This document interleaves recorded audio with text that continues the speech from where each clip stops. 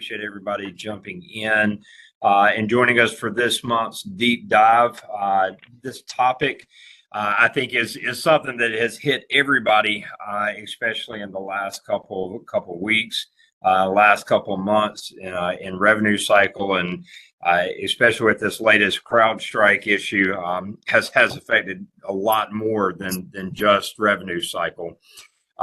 So we are very lucky to be joined today by Chris Hauptli from Value Based-RCM. And the topic today is the cybersecurity, the who and why.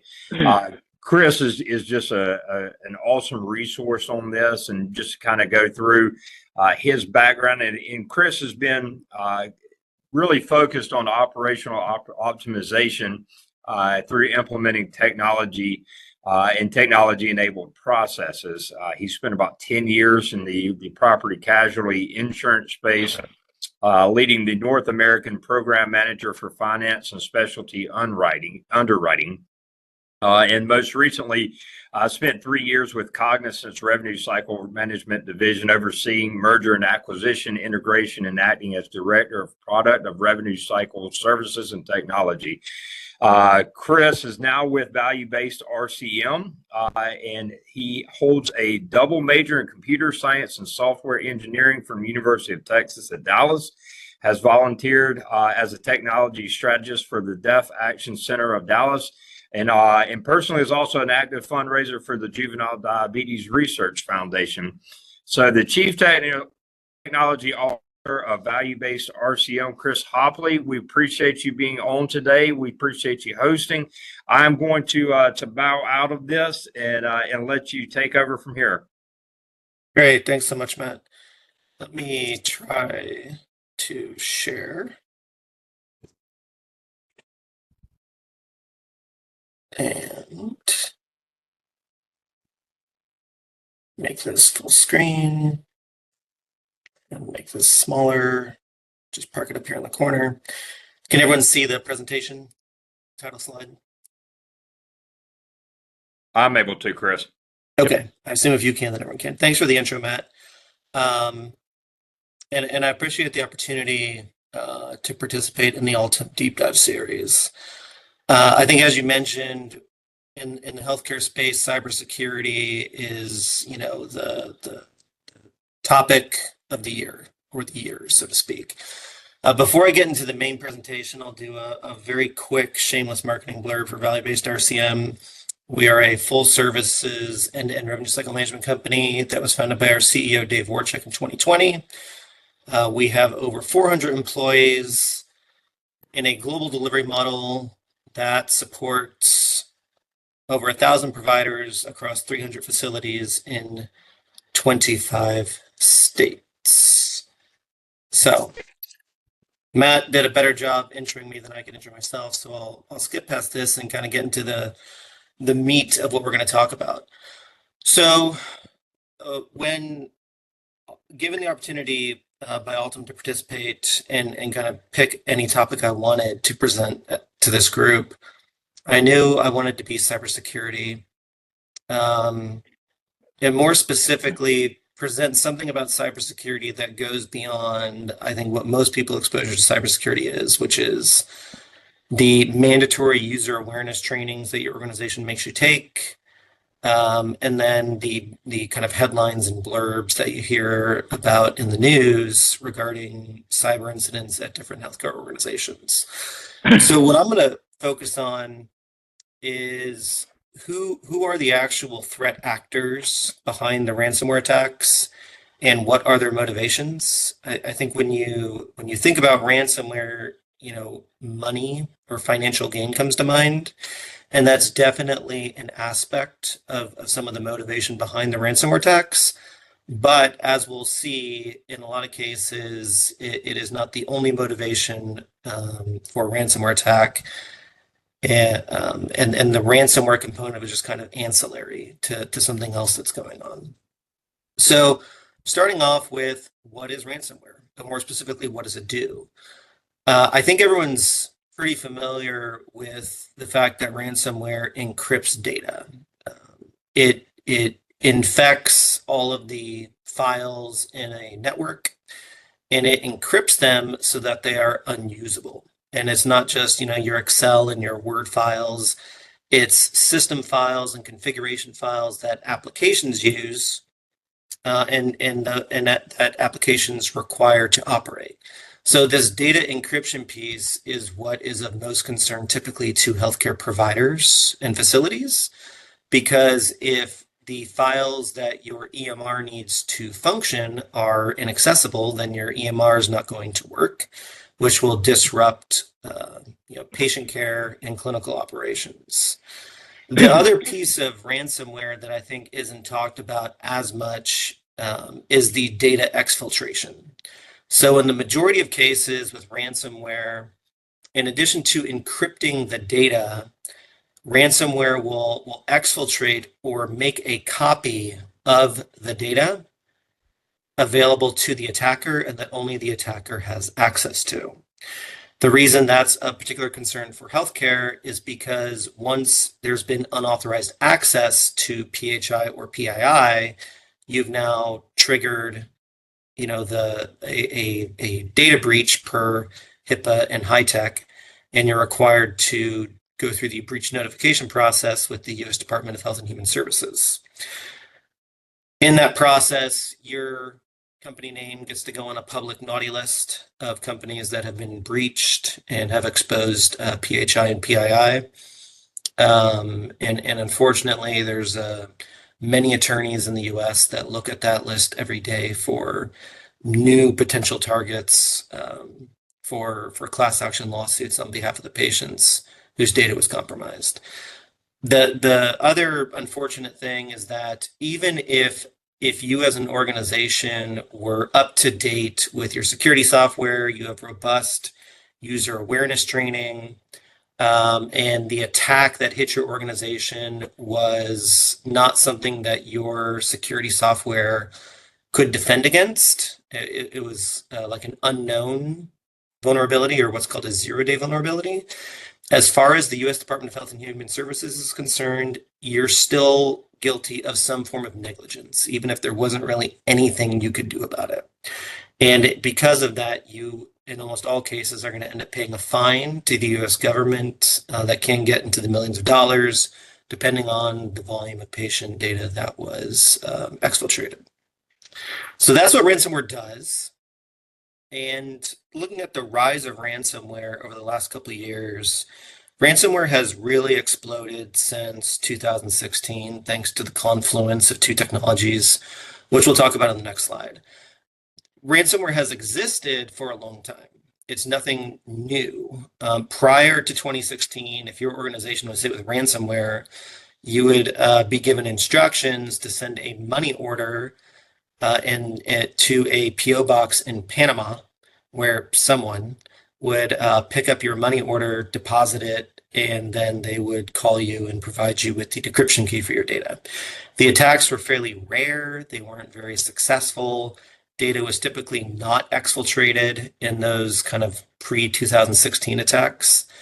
But what's happened since 2016 is this kind of explosion in ransomware as an attack by threat actors. The graph in the upper left shows the total value received by ransom attackers in the last couple of years. So in 2019, we were at 220 million, and then we can see it shot up to 905 million in 2020. In 2022, there was this brief sigh of relief amongst the cybersecurity community, thinking maybe we're starting to beat this back. In 2021, it was 983 million. Now it's 567 million, only to see 2023 come and go, which was the worst year on record for ransomware payments, going over the $1 billion mark. If you look at the graph on the right, this shows the number of attacks in millions, of ransomware attacks in millions by year. And what's interesting is there is no direct correlation between the value received by ransom attacks and the number of ransomware attacks that were conducted. In fact, if we look at the number of ransomware attacks, they're actually trending down, whereas payments are trending up. And what's believed to be the reason for this is that originally with ransomware, when it kind of first hit the scene in a big way in 2016, both individuals and businesses were being targeted. Over the last couple of years, there's been a shift where private individuals and home PCs aren't really being targeted by ransomware that much anymore. Instead, the focus is on businesses, as that's where there's been the most opportunity. So looking at the two key technologies that have really contributed to this rise in ransomware. The first one is called Tor. If you've ever heard of the dark web, it's just a really cool, exciting name for Tor. Tor stands for the Onion Router. It's a network that operates over regular internet, and it allows for untraceable internet activity. To get to a Tor website or Tor server, you need something that's called a Tor browser.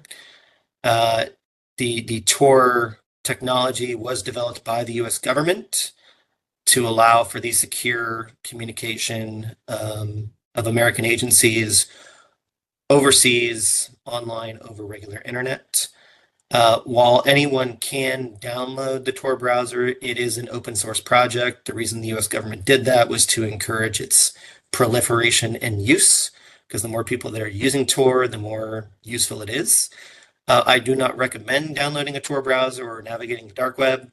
While the government or law enforcement may not be able to see what you're doing in a Tor browser, your internet service provider does know that you are using a Tor browser, and you can get flagged on a list that can be obtained by the FBI if they're looking for dark web users in a specific geography.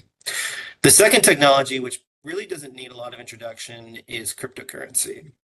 But the widespread kind of use of cryptocurrency and the rise of cryptocurrency exchanges across multiple countries has been a big contributor to the success of ransomware.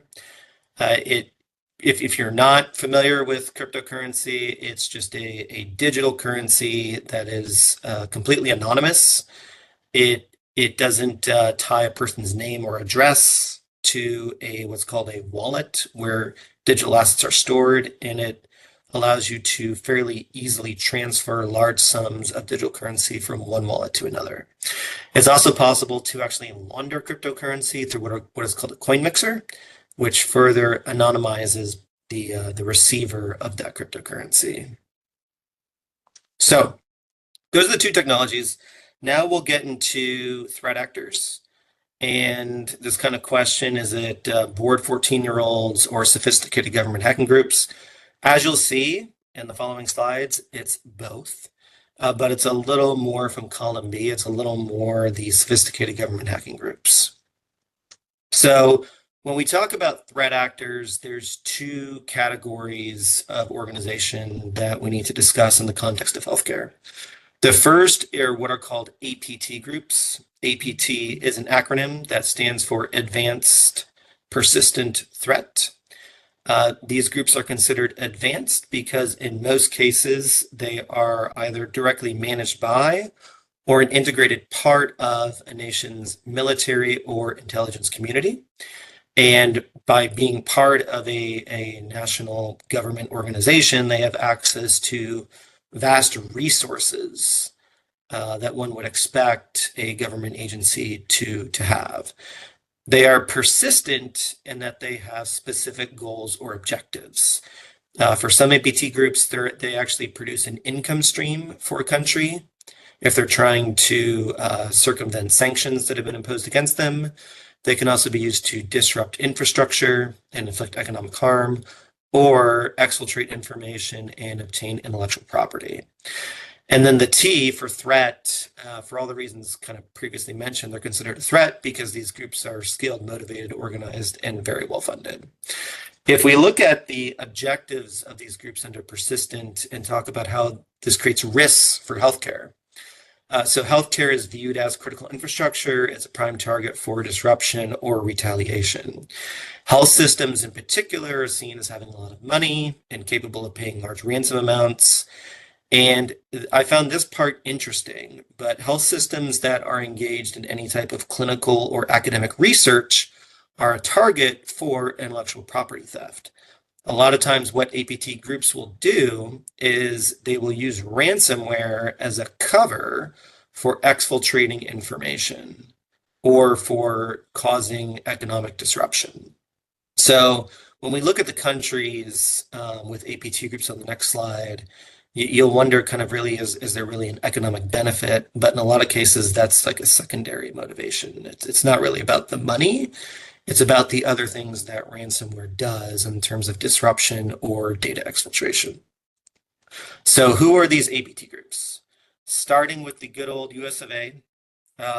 If you were wondering, we do have our own APT group. They're informally known as the Equation Group, but their technical title is the Tailored Access Operations of the National Security Agency.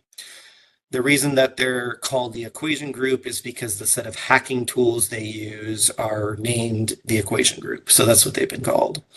The only reason that we know the Equation Group exists is because governments and businesses in other countries also have firewalls and antivirus, and they've detected the Equation Group infiltrating their networks and can see their tools and are able to, using digital forensics, figure out that this is coming from the NSA in the United States.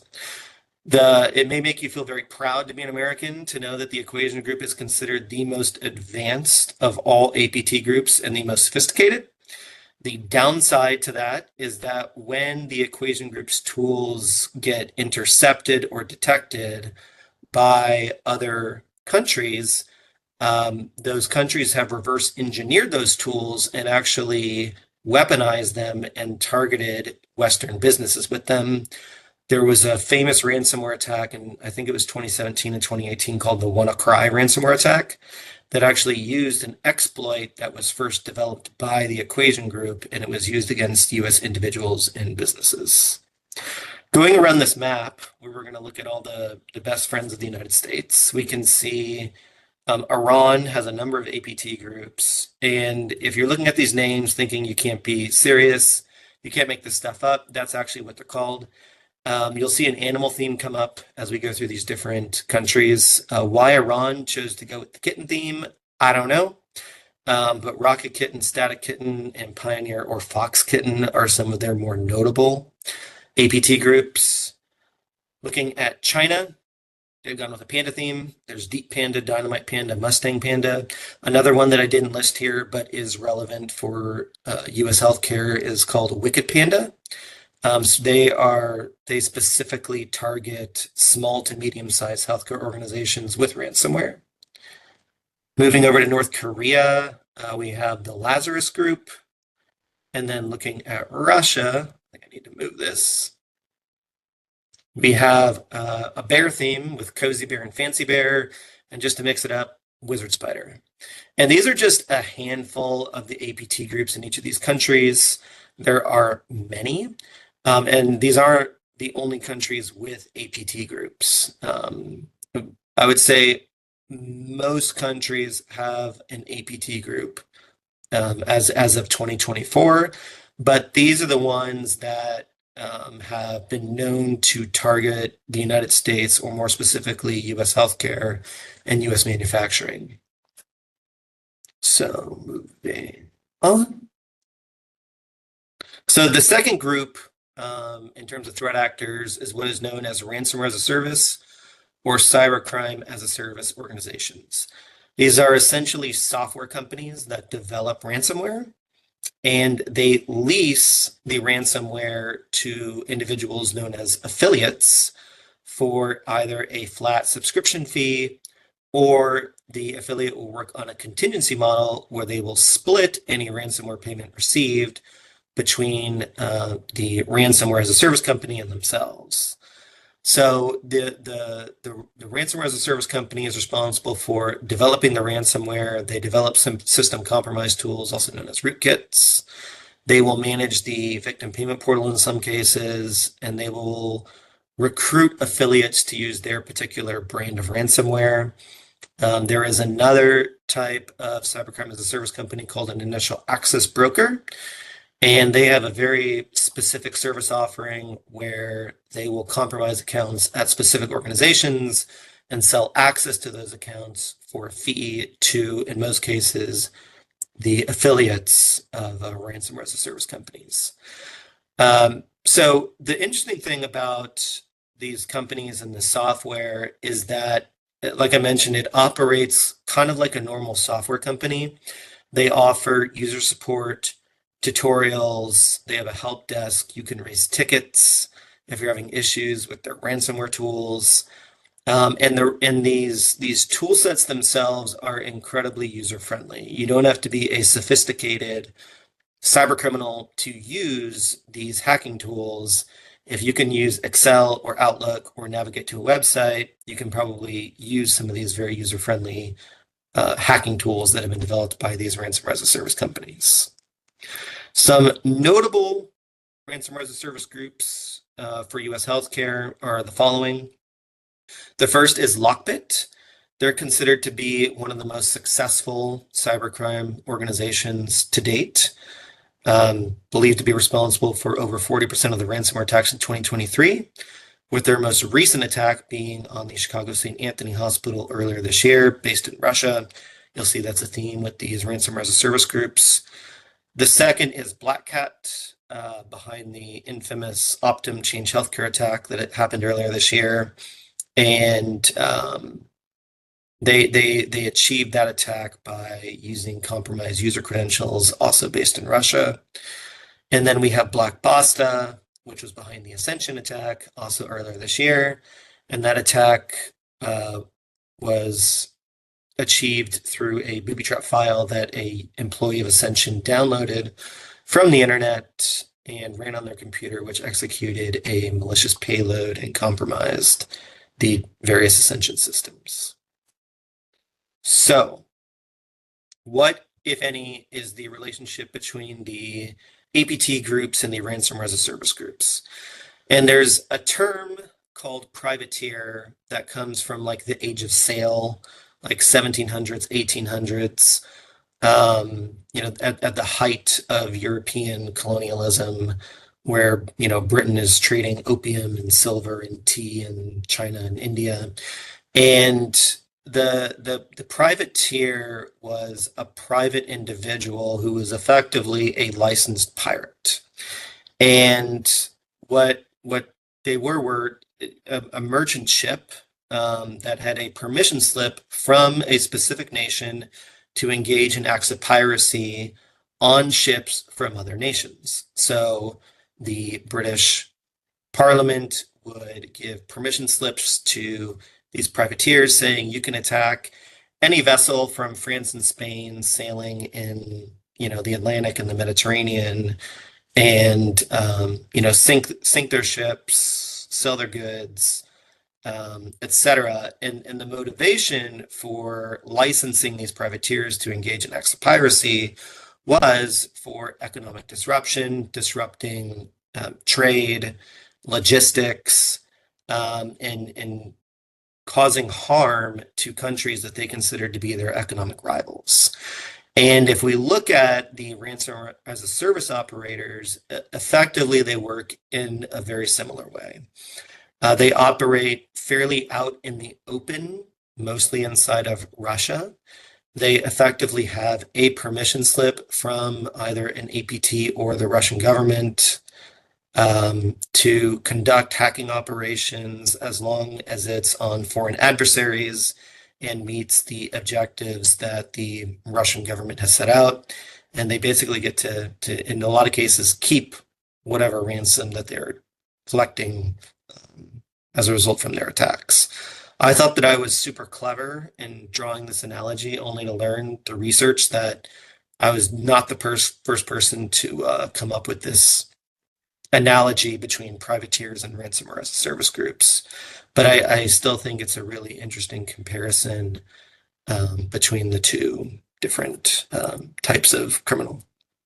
So now what? And all of that's obviously scary, and is there anything that we can do about it?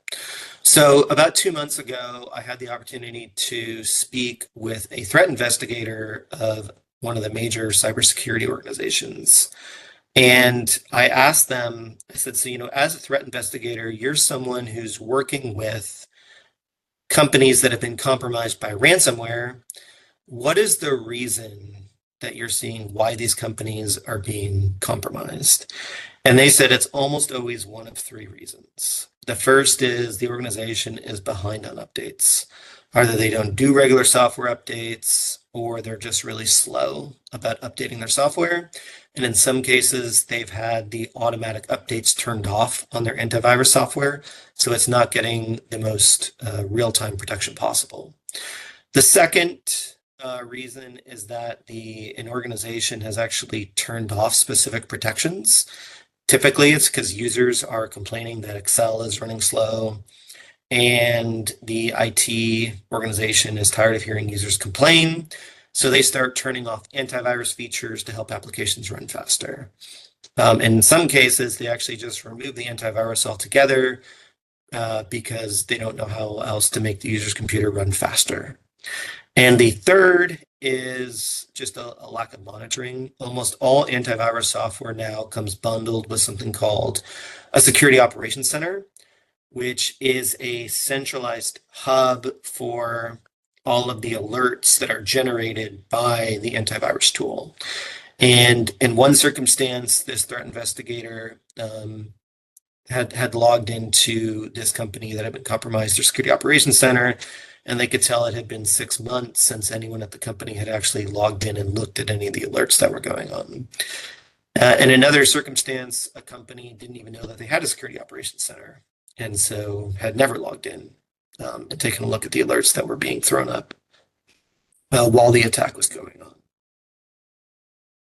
And so in terms of kind of what that means as well for where we're headed, I think that most companies have been operating on what I'll refer to as a blacklist principle, either through Windows Defender or through antivirus software or a combination of the two. There's what's known as a blacklist of known malicious websites that users shouldn't be able to access and will be blocked from accessing. Same with emails. These are known bad emails, they're malicious actors.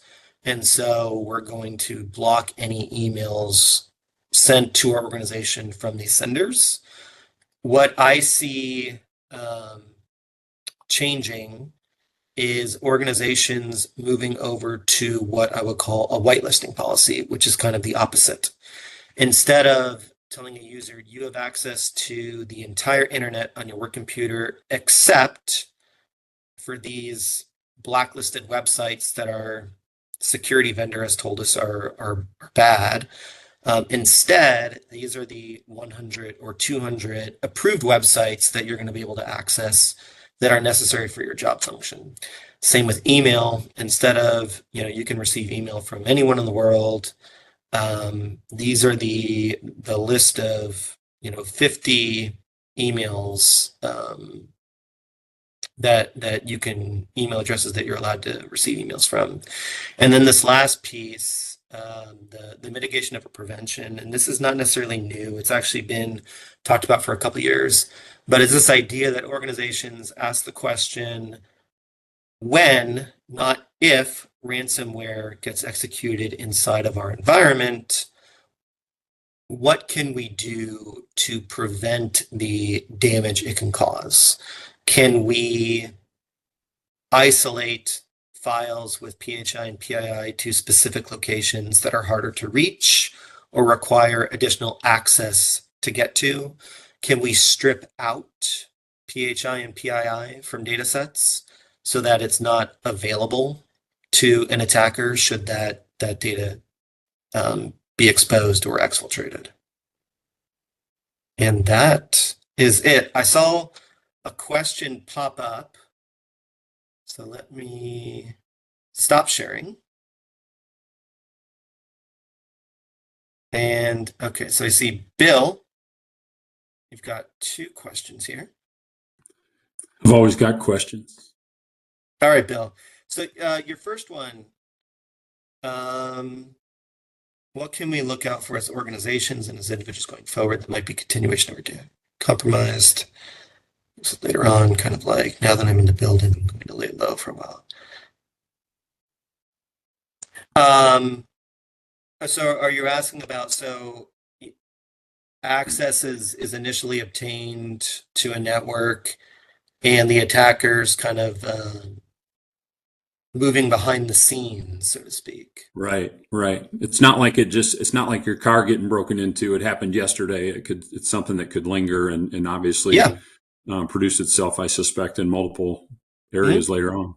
No, that's a good question. So the last year, the metric was the average ransomware attack could take up to 30 days to fully execute from the time of initial access to complete data encryption and data exfiltration.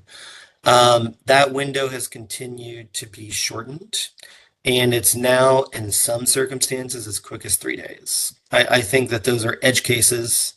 I think that most organizations have a little bit more time than that between initial attack and when the kind of final ransomware gets executed.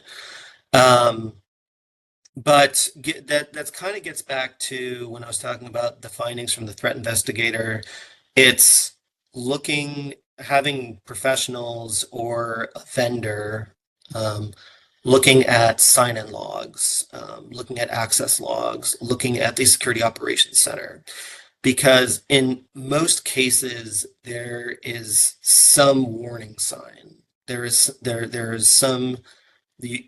organizations have tools that will create those alerts that as someone is looking for them and investigates them, will lead you down that path of discovering we may have an initial access compromise and we need to do something about it before it gets kind of full scale. Your second question, is really as it relates to cybersecurity, how concerned should employers be about, their employees accessing various social media platforms? That's a good question. By default, unless you are in an HR role where you're using social media as part of recruiting or a marketing role or sales, I think generally speaking, it's safer to keep it turned off. I think personally, for our organization, I know that we do have certain social media sites turned off for certain users. I haven't heard of any of the more recent kind of major attacks being launched through social media, but I know that it has happened. So unless a person has a specific need to access a social media platform as part of their job function, I think getting back to the whole whitelisting concept, it's safer just to leave that flipped off. Thank you. Cool. Sure. Any other questions? Matt, I tried to keep it succinct and to the point. But no, Chris, you were great, and we appreciate you so much.